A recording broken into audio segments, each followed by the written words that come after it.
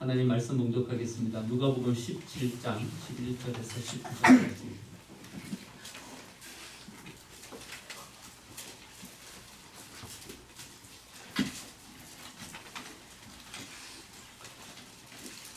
누가복음 17장 11절에서 19절까지. 하나님의 말씀입니다. 예수께서 예루살렘으로 가실 때에 사마리아와 갈릴리 사이로 지나가시다가 한 마을에 들어가시니 나병 환자 10명이 예수를 만나 멀리 서서 소리를 높여 이르되 예수 선생님이여 우리를 불쌍히 여기소서 하더는 보시고 이르시되 가서 제사장들에게 너희 몸을 보리라 하셨더니 그들이 가다가 깨끗함을 받은지라. 그중 한 사람이 자기가 나은 것을 보고 큰 소리로 하나님께 영광을 돌리며 돌아와 예수의 발 아래 엎드려 감사하니 그는 사마리아 사람이라. 예수께서 대답하여 이르시되 10사람이 다 깨끗함을 받지 아니하였느냐? 그 9은 어디 있느냐?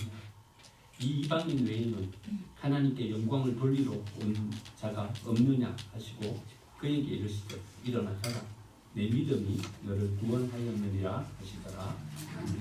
하나님은 우리에게 가장 복된 은혜를 베풀어 주시는 분이십니다. 그래서 우리가 하나님 앞에 나아가면 됩니다. 하나님 앞에 가면 우리는 그 하나님의 은혜로 우리의 삶을 그렇게 복되게 세워갈 수 있게 되는 것이죠. 그런데 하나님 앞에 나오는 것이요, 이게 쉽지 않은 거예요. 그렇죠? 이게 믿음이에요. 믿음이 없이는요 하나님 앞에 나올 수가 없어요. 여러분들이 오늘 이 자리에 나와 있다는 것은 이미 여러분들 마음 가운데 하나님을 향한 믿음이 있다는 거죠. 그 믿음이 있기 때문에 여러분들이 여기에 나와 계신 겁니다. 오늘 본문에 읽은 나병 환자요. 여러분 이들이 예수님을 향하여서 예수 선생이요 이렇게 부를 수 있었던 것은요, 이들이 그 예수님을 향한 확실한 믿음이 있었기 때문에 그렇습니다. 왜냐하면요, 이들은 이렇게 부르면 안 되는 사람들이에요. 뭐라고만 이야기해야 되냐면요, 윗입술을 가리고서는 나는 부정하다, 나는 부정하다. 사람들이 옆으로 지나갑니다. 자기는 부정한 존재이니까 나한테 가까이 오지 마십시오. 이렇게 경고를 주는 그 말만 할 수 있는 사람들이었어요. 근데 예수님을 향하여서 예수 선생님이요 이렇게 부를 수 있었던 것은 주위에 있는 다른 사람들이 자기에게 불이익을 주면 불이익을 받을 각오를 했던 거예요. 심지어는요 돌로 치면 맞아 죽을 각오를 했던 거예요. 이 각오가 있었기 때문에 그들이 예수님께 나올 수 있었던 거죠. 여러분들이 여기 나왔다는 것은요 이미 여러분들 마음 가운데 믿음이 있다는 증거입니다. 믿으십니까? 네. 우리가 예수님을 믿으면요 하나님은 우리에게 은혜를 베풀어 주셔. 그런데 하나님은 은혜를 베풀어 주실 모든 준비를 다 가지고 계셔요. 그런데요 하나님은 안 주세요. 그냥 모든 것들을 준비만 해놓고 있어요. 안 주세요. 어느 때까지 기다리냐 하면요 우리가 하나님께 달라고 할 때까지 기다리세요. 우리가 에스겔서 36장, 37장을 보면 이런 얘기들이 나와요. 하나님께서 이스라엘을 향하여 어떤 복을 주실 것인지에 대해서 2장에 걸쳐서 빼곡히 기록해 놓으셨어요. 근데 마지막에 뭐라고 말씀하시냐면 이렇게 말씀하세요. 그래도 내게 구하여야 할지니라. 그러니까 하나님은 언제까지 기다리시냐 하면요 우리가 구할 때까지 기다리시는 거예요. 그러면 이 나병 환자들은 예수님께 어떻게 구했습니까? 우리를 불쌍히 여기소서 이렇게 하면서 구했습니다. 여러분 말해야 돼요. 말하지 않으면요 몰라요. 여러분들은 지금 이제 결혼해가지고 가정을 이렇게 세우시고 자녀들까지 두고 계십니다. 여러분 누구랑 결혼하셨습니까? 누구랑 결혼하실 거죠? 누구랑 결혼했냐 하면요 이 사람이랑 결혼했어요. 나를 사랑한다라고 말하는 사람, 그 사람과 결혼했어요. 나랑 결혼하자 이렇게 말한 그 사람과 결혼했어요. 여러분 더 좋은 신랑감이 없었어요? 더 멋진 남자가 분명히 있었을 것이다 생각해요. 근데 그 사람은 나한테 결혼하자 이야기를 안 한 거야. 그러니까 그 사람과 결혼할 수가 없는 거예요. 나도 주저 마음이 결혼하자, 나는 늘 사랑한다 용기 있게 말할 수가 없는 거야. 그러니까요 말하지 않는 사람이랑은요 아무런 관계도 일어나지도 않았어요. 그 사람과 결혼하지도 못했어요. 누구랑 결혼했냐 하면요 나랑 결혼하자 말한 사람과 내가 결혼한 거예요. 그러니까 하나님께도요 말해야 돼요. 하나님 힘들어. 하나님 좀 살려주세요. 하나님 너무 어려워요. 하나님께 이야기해야 돼요. 이야기하면 하나님께서 들으시는 거예요. 근데 어떤 마음으로 하나님께 기도해야 되냐면요, 우리를 긍휼히 여겨달라. 우리를 불쌍히 여겨달라. 성경을 보면요, 이 기도에는 하나님께서 다 응답해 주셨어요. 우리를 불쌍히 여기소서. 여러분 성경을 찬찬히 찾아보세요. 우리를 불쌍히 여기소서. 이렇게 하나님께 나아가서 기도한 기도에는요, 다 응답해 주셨어요. 오늘 나병 환자들. 여러분 개인적으로 한 명 한 명의 나병 환자를 고쳐주신 기적은 많이 나오죠. 근데 10명을 한꺼번에 고친 기적은 여기밖에 없어요. 근데 이 사람들이 이구동성으로 뭐라고 이야기하냐 하면요, 우리를 불쌍히 여기달라고 그래 기도했어요. 그랬더니 예수님께서 그들의 병을 한꺼번에 10명이 다 고침받을 수 있게 해주셨습니다. 여러분 우리의 문제가 해결됐죠? 문제가 해결됐어요. 대단한 믿음을 가졌죠?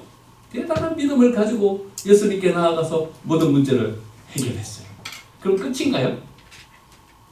우리는요, 여기에 마침표를 찍어요. 아, 문제 해결됐다. 끝. 마침표를 찍어요. 이거 하나 더 남은 게 있잖아요. 그쵸? 여러분 계속 되고 있는 거예요. 뭐가 진행 중인 거예요. 끝난 게 아니에요. 근데 우리는요, 마침표를 너무 빨리 찍어요. 아직 안 끝났어요. 끝내면 안 돼요. 이렇게 끝내면 안 되는 거예요. 근데 우리는 너무 빨리 마침표를 찍어요. 아, 이 정도의 믿음을 가지고 수선이 됐다. 아, 문제 해결됐으니까 아, 이제는 됐다. 마침표를 찍어버리는 거죠. 예수님은 기다리고 계시는 거예요. 아, 마침표 찍으면 안 되는데. 아, 이렇게 끝내면 안 되는데 기다리고 계시는 거예요. 근데 9명 마침표 찍고 다 가버렸어요. 한 사람만 아직 끝난 것이 아니다. 그리고 돌아와서 예수님께 감사할 수 있었던 것이죠. 여러분 우리는요, 밖에 드러난 어떤 현상을 바라보면서 아직 진행 중인 과정인데, 아직 다 완성되지도 않았어요. 아직 지금 진행 중인 과정이에요. 아, 그런데 이만큼 와가지고요, 아, 이제 끝난 거 아닌가? 이 정도면 희망이 없는 거 아닌가? 마침표를 찍어버리는 거예요. 요셉을 보세요. 요셉이요, 형들에게 노예로 팔렸어요. 아니, 외국인 노동자고, 그것도 노예로 팔려가는 거예요. 여러분, 이 정도 되면 끝난 거죠? 이 정도 되면 끝난 거예요. 우리는 스토리를 다 아니까는 그 뒤에 또 다른 진다는 것을 생각하지만은, 여러분, 팔려가는 요셉의 그 입장이 우리가 된다면요, 야, 이제 내 인생 끝났다. 뭔 희망을 거기서 가질 수 있겠어요? 노예인데. 아, 그것도 자기 나라에서의 노예가 아니고 외국으로 노예로 팔려갔는데, 아, 거기서 뭔 희망을 가질 수 있겠어요? 그리고 마침표를 찍어버리는 거예요, 우리는요. 이제 내 인생 끝났다. 절망하고 포기해버리는 거예요. 여러분, 끝났어요? 안 끝났어요. 아직 진행 중이에요. 요셉은 이걸 아는 사람이에요. 아, 근데 보디발의 집에 가가지고 억울하게 누명을 써버렸네요.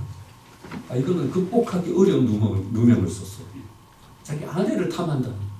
아, 종이 말이죠, 노예로. 좀 이뻐해줬더니, 아니, 넘보지 못할 선을 넘어버린 거예요. 보디발이 가만히 놔두었어요. 왕의 제수들을 같이는 감옥에 가둬버렸어요. 죽음 외에는 거기서 나올 방법이 없는 거예요. 요셉이 죽음 외에 나올 수 없는 그 감옥에 갇혔을 때, 여러분, 그의 심정, 그의 마음이 어떻게 했겠습니까? 야, 지금까지는 용케 여기까지 왔는데 이제 여기서는 방법이 없네. 야, 내 인생은 왜 이렇게 기구하지? 내 인생은 왜 이렇게 되는 게 없는 인생이지? 거기서 마침표를 찍어버려. 여러분, 이 정도 되면 포기할 법하지 않습니까? 이 정도 되면 거기서 뭔가 또 다른 희망을 가지고 가기는 어렵지 않겠습니까? 그런데 우리는 거기에 마침표를 찍어버리는 거예요. 끝났다 이제. 여기서 뭔 희망을 가지겠냐. 이젠 끝이다. 그래 돼버리는 거죠. 여러분, 아직 진행 중이에요. 하나님의 역사는 끝나지 않았어요. 거기에 마침표를 찍으면 안 되는 거예요. 우리는 너무 빨리 속단하는 거예요. 너무 빨리 끝내버리는 거예요. 그래서 그 다음 계속 이어질 또 다음 단계에 대한 희망을 가지고 서지를 못하는 거예요. 마침표를 찍어버리니까 우린 두 가지를 못하는 거예요. 첫 번째는 감사를 못하는 거예요. 여러분, 노예로 팔렸는데 노예로 팔린 게 감사하지 않아요? 노예로 팔린 게 감사하지 않아요? 우리 창세기 다 읽어봤잖아요. 형들은 어떻게 하려고 그랬어요? 요셉을 죽이려고 그랬어요. 다른 모든 형들이 다 죽이려고 하는 걸 유다가 왜 굳이 죽일 필요가 있겠나? 팔자. 그래갖고 팔린 거예요. 안 죽은 게 감사한 거죠. 안 죽은 게 감사한 거죠. 갔는데요, 노예상이 자기를 판 사람이 너무나도 좋은 사람한테 자기를 판 거예요. 보디발한테. 다른 농사 짓는 곳에 노예로 팔렸으면 어쩔 뻔했어요. 다른 나쁜 짓을 하는 데로 노예로 팔렸으면 어쩔 뻔했어요. 근데 보디발은 너무나도 좋은 사람이에요. 요셉의 진가를 알아보는 사람이에요. 그래가지고 그를 노예였지만 세워주는 거예요. 그래서 자기 가정의 모든 일을 요셉에게 다 맡겨버리는 거예요. 모든 재산과 모든 일에 요셉이 다 감당할 수 있도록 총무로 삼아 주는 거예요. 그럼 마침표를 찍으면요, 감사하지 못할 것을요, 우리가 마침표를 찍지 않고 바라보면 거기서 감사할 수 있게 되는 거예요. 감옥으로 갇혔어요. 더 이상 희망이 없어요. 근데요, 여러분 여기서도 감사할 수 있잖아요. 누굴 만났어요? 거기서 술 맡은 관원장을 만난 거예요. 여러분 우리가 끝났다 생각하면 감사도 할 수 없는 것이지만, 여러분 여기가 아직 진행 중이다 생각하면요, 우리는 거기서 감사할 수 있게 되는 것입니다. 여러분 감사하려면 어떻게 감사해야 됩니까? 감사하려면 어떻게 감사해야 되냐면요, 적극적으로 감사해야 됩니다. 나머지 9은 감사하지 않았을까요? 나머지 9명도 감사했겠죠. 나병이 나았는데도, 집으로 돌아갈 수 있게 되었는데요, 감사했죠. 10명이 다 감사했을 거예요. 그런데 나머지 9명은요, 소극적인 감사예요. 감사했지만 그 마음 가운데 있는 감사를 예수님께로 나와서 적극적으로 감사합니다 라고 말하지 않았던 것 뿐이에요. 그런데 이 한 명은요, 적극적이었어요.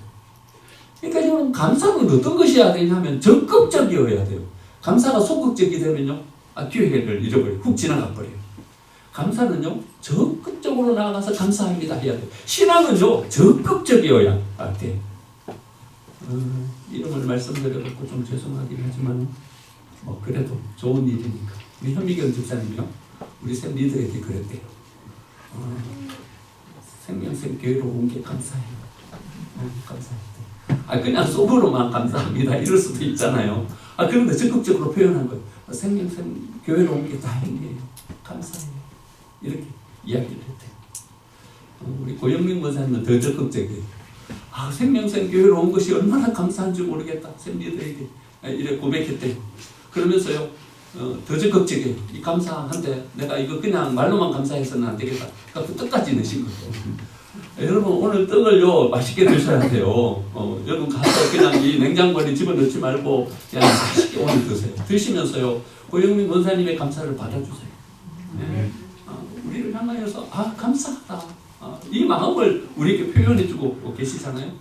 그러니까요, 우리의 감사는요 좀 적극적이어야 돼요. 좀 과하게 감사해도 괜찮은 거예요. 좀 더 바짝 다가가서 감사해도 괜찮은 거예요. 이걸 잘한 사람이 록펠러와 마가렛 대처예요. 그의 아버지, 그의 어머니가요, 그에게 이렇게 부탁한 거예요. 야, 신앙생활을 소극적으로 하지 마라. 적극적으로 신앙생활을 해야. 앉을 때 어디 앉아야 되냐 하면 맨 앞자리에 나와서 앉아. 진영이가 맨 앞자리에 앉았는데 맨 앞자리에 앉아라. 왜 예배당 가가지고 뒷자리에 앉냐? 맨 앞자리에 앉아라. 록펠러는요, 예배드리는 일평생 예배드리는 자기의 예배 자리가 어느 자리에 가면 맨 앞자리에 여기로 자기 예배 자리. 저도 앞으로 이제 새벽 예배 시간과 또 예배 시간에 맨 앞자리에 앉으신 분들한테 제가 안수기도 해요. 이분들한테는 이제 은혜 받을 준비가 되신 분들이구나. 이게 제가 한번 날 위해서 좀 기도해 주세요. 이런 마음이 있으신 분들요, 맨 앞자리가 불편해요. 다리 뻗기도 힘들어요. 그래서 맨 앞자리에 앉아서 새벽 예배 때 맨 앞자리에 앉았으면 제가 안수기도 해요. 11조 적극적으로 했어요. 소극적으로 하지 않았어요. 우리 교회도 적극적으로 11조 하고 있는 한 청년이 있어요. 이렇게까지 11조를 해야 되나 싶은 생각이 들 정도로 적극적으로 11조를 해요. 어머니가 아마 잘 교육하고 있는 것 같아요. 저는 기대가 돼요. 록펠러가요, 이래 살았거든요. 적극적인 신앙을 가지고 그래 했거든요. 그랬더니 하나님이 이 전례 없는 누구도 경험해보지 못한 부를 누리게 만들어 주셨어요. 대척, 철의 여인이라고 하죠. 3번이나 역거포 총리로 당선이 됐어요. 도탄에 빠진 영국을 세웠어요. 그리고 좀 평가가 좀 갈리긴 하지만, 진보적인 입장에서는 좀 평가가 갈리긴 하지만, 그래도 대처 수상하면요, 여러분 영국에서는 가장 뛰어난 수상으로 손꼽히는 수상 가운데, 총리 가운데 한 명이죠. 그가 그 어머니한테 이런 신앙의 교육을 받았어요. 맨 앞자리에 앉아라. 예배 드릴 때 하나님 앞에 적극적으로 나아가서 예배 드리고 하나님의 은혜를 구해라. 맨 앞자리에 앉아서 그가 예배 드리고. 저도요, 수업 시간에 학교 다니면서요, 대학 강의 들으면서 제 자리는 항상 앞자리였어요. 앞자리에 앉으면서 제가 느낀 느낌이 있어요. 그거 뭐냐 하면요, 내 마음의 태도가 달라져요. 예배하는 태도가 달라지고요, 공부하는 태도가 달라지는 거예요. 어떤 마음이 생기냐 하면요, 적극적인 마음이 생기는 거예요. 록펠러의 고백이기도 해요. 나는 어머니한테 예배 맨 앞자리에 앉으라는 이야기를 듣고서 버스도 맨 앞자리에 앉는다. 그러니까 버스도 뒷자리에 안 앉는 거예요. 맨 앞자리에. 뭘 해도 맨 앞자리에 거기서 하는 거예요. 그랬더니요, 삶에 적극성이 생기는 거예요. 록펠러가 뭔 일을 하든지 소극적으로 일을 하는 게 없는 거예요. 적극적으로 뭔 일들을 이루는 거예요. 여러분, 12아들 중에서 적극적인 맨 앞자리에 있었던 대표적인 사람이 유다이지 않습니까? 유다 지파가요, 항상 앞장서는 거예요. 베냐민이 붙잡혔어요. 나머지 형들은 주저주저 하고 있는데 누가 나서요? 누가 앞으로 나서냐 하면 유다가 앞으로 나서는 거예요. 나서서 내가 붙잡히겠습니다. 베냐민은 풀어주십시오. 적극적인 거예요. 진행을 할 때도 누가 앞장서요? 유다가 맨 앞장서서 선두에 서는 거예요. 그러니까 어떻게 돼요? 하나님께서 유다 지파에서 왕을 허락해 주시는 거예요. 여러분, 다윗으로부터 시작된 이 왕조가요, 끝까지 가요. 여러분, 어느 지파를 통해서 예수님이 오셔요? 유다 지파를 통해서 예수님이 이 땅에 오셔요. 하나님이 쓰시는 거예요. 신앙은 적극적이어야 돼요. 감사도 적극적이어야 돼요. 적극적으로 나아가면 하나님께서 우리를 쓰시는 줄 믿습니다. 하나님의 경영을 믿으면 감사하게 돼요. 여러분, 하나님께서 우리의 삶을 경영하신다는 걸 믿으십니까? 어떤 때는 보면요, 야, 이걸 감사해야 되나? 이런 생각이 들 때도 있어요. 이건 감사가 아니야. 이건 너무나도 어려운 시련이고, 이건 너무나도 어려운 일 앞에 딱 직면하는 거예요. 어제 아침에 우리가 한번 살펴봤는데요, 창세기 49장 3절 보면 루벤을 향하여서 야곱이 축복해 주는 거예요. 근데 축복의 내용을 보면 이렇게 축복해 줘요. 루벤아, 너는 위풍이 월등하고 권능이 탁월하다마는 물이 끓음 같은즉 너는 탁월치 못하리라. 이런 말이에요. 여러분, 축복해 주는데 이게 축복이에요? 이건 축복이 아닌 것 같아요. 너는 탁월치 못하리라. 이래 말하는 거예요. 너는 끓는 물 같다. 이래 말해요. 축복이 아닌 것 같아요. 그런데요, 이게 축복이에요. 축복이에요. 우리가 이런 어떤 상황 가운데 직면하면요, 우리는 우리의 마음 가운데서 뭐가 생기냐면 원망이 생겨요. 하나님, 왜 뭐가 잘 안 됩니까? 탁월한 자리에 서고 싶은데 왜 탁월지 않게 만들어 주십니까? 왜 두드러지고 싶은데 두드러지 않게 하십니까? 왜 나의 끓는 가슴에 찬물을 끼얹으십니까? 우리는 하나님 앞에 이렇게 이야기를 하는 거죠. 그런데요, 끓는 물 가지고 뭘 하겠습니까? 여러분, 살짝 식혀야 사람이 마실 수 있게 돼요. 살짝 식혀야 차도 우려내요. 여러분, 커피 내리실 때 몇 도까지 기다리십니까? 끓는 물 부으십니까? 끓는 물 부으면 써서 못 마셔요. 몇 도까지 기다려야 되냐 하면 90도까지 식을 때까지 기다려야 돼요. 그래 부어야 맛있는 커피가 내려져요. 차를 마실 때는요, 85도까지 내려와야 돼요. 잘 우려나는 차는 80도까지 내려와야 돼요. 그래야 차가 우려나요. 뜨거운 물에다 차를 넣어버리면요, 차 못 마셔요. 끓는 물, 그 물은요, 잠깐 이렇게 잦아들기를 기다려야 돼요. 모세가 들끓었어요. 마음속에 분노와 원망으로 들끓었어요. 그래서 하나님이 그를 어디로 보내세요? 시내 광야로 보내시는 거예요. 시내 광야에서 지내는 동안 들끓는 모세의 마음이 차분하게 정리되는 거예요. 다 정리되자 하나님은 모세를 다시 부르셔서 이스라엘을 애굽에서 이끌어내는 지도자로 세우십니다. 사도 바울의 마음이 들끓었어요. 예수님을 만났어요. 다메섹 도상에서 예수님을 만나고 난 다음에 막 가슴이 부글부글 끓어오르는 거예요. 주체할 수 없는 감격과 감동 가운데 서 있는 거예요. 그러자 하나님은 어떻게 해요? 그걸 아라파 광야로 보내세요. 갈라디아서 읽으시죠? 갈라디아서 읽으시면서 사도 바울이 어디로 갔는지 읽으셨죠? 어디로 갔어요? 아라파 광야로 보내시는 거예요. 아라파 광야로 가서 그 끓는 그 마음을 차분하게 질서정연하게 가라앉히시는 거예요. 여러분, 우리는요, 탁월하고 뭔가가 뛰어나고 우월한 것, 이것이 오히려 더 좋은 것 같아요. 그런데 방향성을 잃어버린 힘은요, 재앙이에요. 어려움을 경험해보지 않은, 고난을 겪어보지 못한 성공은요, 성공이 아니에요.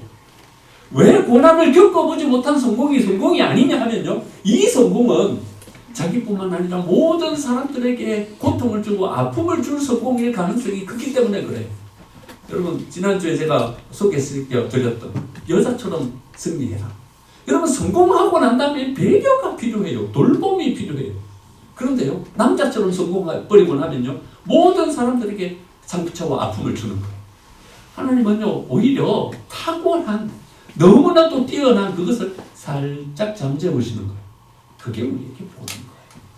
그래서 우리가 하나님의 경영을 믿으면요, 우리의 삶을 계획하시고 우리의 삶을 인도해 가시는 그 하나님의 경영을 믿으면 우리는 하나님 앞에 감사할 수 있는 것입니다. 여러분, 하나님께서 우리를 사랑하심을 믿으십니까? 믿으신다면 하나님의 경영도 믿으십시오. 하나님은요, 여러분들을 향한 계획이 있으세요. 그 계획대로 여러분들을 인도하고 계시는 줄 믿습니다. 마지막으로 감사하면요, 새로운 길이 열려요. 19절, 그에게 이르시되 일어나 가라. 내 믿음이 너를 구원하였느니라. 9명의 나병 환자는 육신의 질병을 치료받았어요. 하지만 영혼의 구원은 얻지 못했어요. 돌아온 한 명은요, 육신의 질병도 치유받았지만 또 뭐도 치유받았냐 하면요, 그의 영혼의 구원도 치유받을 거예요. 여러분, 하나의 성공 그것으로 끝내면 안 돼요. 그 더 나아가서 하나님께서 또 열어주시는 그 길을 향해서 나아가야 되는 거예요. 때로는 어떤 실패와 절망 가운데서요, 하지만 거기에 멈추어서는 안 돼요. 하나님께로 나아가면요, 하나님께서 길을 열어주시는 거예요. 감사는요, 새로운 길을 열어주는 능력인 것입니다. 조지아주에 이런 일이 벌어졌어요. 엘레바마, 여러분 마틴 루터킹 목사님의 고향이죠. 여러분, 바람과 함께 사라지다 혹시 영화 보셨습니까? 바람과 함께 사라지다 엄청나게 긴 영화예요, 그렇죠? 그래가지고 영화가 다 끝나기도 전에, 바람이 일기도 전에 우리는 사라져요. 그렇죠? 너무 지루하고 길어가지고요. 그 바람과 함께 사라지다 그 영화를 보면 엘레바마 여기에 어떤 농장의 장면들이 나와요. 뭐가 많이 나와요? 목화가 엄청 많이 나와요. 그러니까 엘레바마 이 주에는요, 목화가 많이 나는 땅이에요. 그런데 뭐가 생겼냐 하면요, 목화 바구미가 생긴 거예요. 엄청난 해충이 생겼는데, 그때는 뭐 농약이나 뭐 이런 것들이 없었어요. 목화가 완전히 망친 거예요. 목화만 망친 것이 아니라 목화 바구미가 키워놓은 농작물을 다 갉아먹는 거예요. 그 다음 해에도 목화 바구미 때문에 목화가 완전히 망쳐져 버렸어요. 그 다음 해에도 목화 농사는 흉년이 되어버렸어요. 사람들이 다 하나님 앞으로 모였어요. 같이 기도를 시작했어요. 하나님 어떻게 합니까? 여기서는 목화를 기르지 않으면 우리가 먹고 살 길이 없는데 하나님 우리에게 이런 시련을 주십니다. 그러면서 오히려 그들은 원망하기보다는 하나님을 찬양하면서 기도하기를 시작했어요. 그런데 그 모인 사람 가운데 이런 제안을 하는 사람이 있어요. 위로 크는 것은 목화 바구미가 다 깔아먹는다, 이게. 위로 자라기만 하면 꽃이 피고 열매가 맺히는, 이건 쓸 수 없는 것이 돼버린다. 그러니까 위로 안 자라는 땅에서 이렇게 자라는 우리 땅콩을 한번 심어보면 어떻겠냐 제안을 했어요. 그 사람들이 좋게 여겼어요. 그럼 우리 땅콩을 한번 심어보자. 그래가지고 땅콩을 심었는데요, 그 땅콩이 완전히 대성공이었어요. 목화 바구미가 이 땅콩을 넣지 못하는 거예요. 그래가지고 땅콩이 완전히 흉년이 들었는데 알고 보니까 그 지역이요, 목화보다는 땅콩이 더 잘 되는 지역인 거예요. 가격도요, 목화에 비해서 땅콩은요 4배나 더 비싼 거예요. 가지고 요즘도요, 이 엘레바마 이쪽에 가면요, 엄청난 거대한 어떤 땅콩 농장이 세워지게 되는 거예요. 그럼 목화 때문에 그들은 하나님 앞에 원망하고 설 수 있었는데요, 원망하기보다는 오히려 감사하면서 섰어요. 그랬더니 오히려 하나님께서 새로운 길을, 그리고 더 큰 성공을 그들이 거둘 수 있게 해주셨어요. 여러분, 우리 인생의 미래를 알 수가 없어요. 목화 바구미 같은 바구미가 우리의 인생을 갉아먹고 우리의 인생을 엉망으로 만들어 버려요. 하지만 그럼에도 불구하고 우리가 감사하면서 나아가면요, 하나님께서는 우리에게 새로운 길을 열어주시는 줄 믿습니다. 말씀을 맺겠습니다. 여러분, 하나님께로 나아오는 것, 이건 대단한 믿음입니다. 이 믿음으로 우리는 성공할 수 있습니다. 하지만 여러분, 성공한 것 거기에서 멈추어 서시면 안 됩니다. 시련이 있을 수도 있습니다. 하지만 시련을 겪는 것 거기에 마침표를 찍으면 안 됩니다. 여러분, 우리는 하나님께 감사하며 서야 합니다. 감사하며 서면 하나님께서 우리에게 새로운 길을 허락해 주시는 줄 믿습니다. 더 큰 감사를 가지고 서서 하나님께서 주시는 더 큰 은혜를 누리는 저와 여러분의 삶이 되시기를 간절히 축원드립니다.